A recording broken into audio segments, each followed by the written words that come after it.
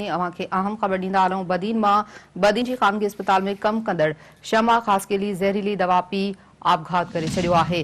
Breaking news नाज़रन सां share कयूं पिया। आपघात जो कारण घरेलू अणबड़त ॿुधाए पियो वञे, जॾहिं त लाश पोस्टमार्टम लाइ अस्पताल मुंतक़िल कयो वियो आहे। इहा अहम ख़बर अवां सां शेयर कयूं पिया। बदीन जे ख़ानगी अस्पताल में कम कंदड़ शमा ख़ासकेली ज़हरीली दवा पी आपघात करे छॾियो आहे। अवां खे अहम ख़बर जे हवाले सां ॿुधायूं त आपघात जो कारण जेको ॿुधाए पियो वञे उहो घरेलू अणबड़त आहे।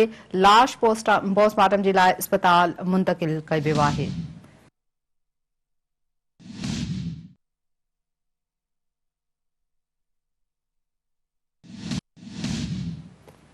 बदीन जी ख़ानगी अस्पताल में कम कंदड़ शमा ख़ासकेली ज़हरीली दवा पी आपघात करे छॾियो आहे। आपघात जो कारण घरू अणबड़त ॿुधाए पियो वञे। लाश पोस्टमार्टम लाइ अस्पताल मुंतक़िल कयो वियो आहे। तफ़सील मालूम कंदासीं बदीन मां सिंध टीवी न्यूज़ जे रिपोर्टर शकूर मेमन खां। शकूर मेमन, अस्पताल में कम कंदड़ शमा ख़ासकेली ज़हरीली दवा पी आपघात कयो आहे, छा तफ़सील आहिनि?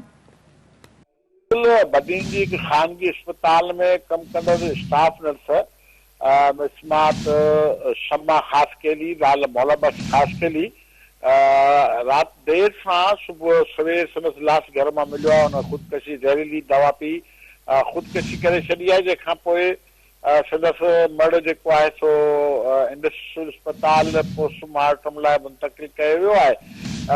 ज़रीन खां मालूम थियो आहे त शमा ख़ासकेली तरफ़ां ख़ुदकशी करण जो सबबु मुड़ुस सां अणबड़त चई वञे थी, जंहिंखां पोइ संदसि वारसनि अञा ताईं कंहिं बि क़िस्म जो को केस बि थाने बदीन ते दाख़िल न करायो आहे, जॾहिं त लाश पोस्टमार्टम लाइ इंडस अस्पताल मुंतक़िल थियल आहे ऐं पुलिस वाक़े वारे हंधि पहुची जांच करे रही आहे। जी ठीकु आहे, वॾी महिरबानी शकूर मेमन तफ़सील ॾियण जे लाइ।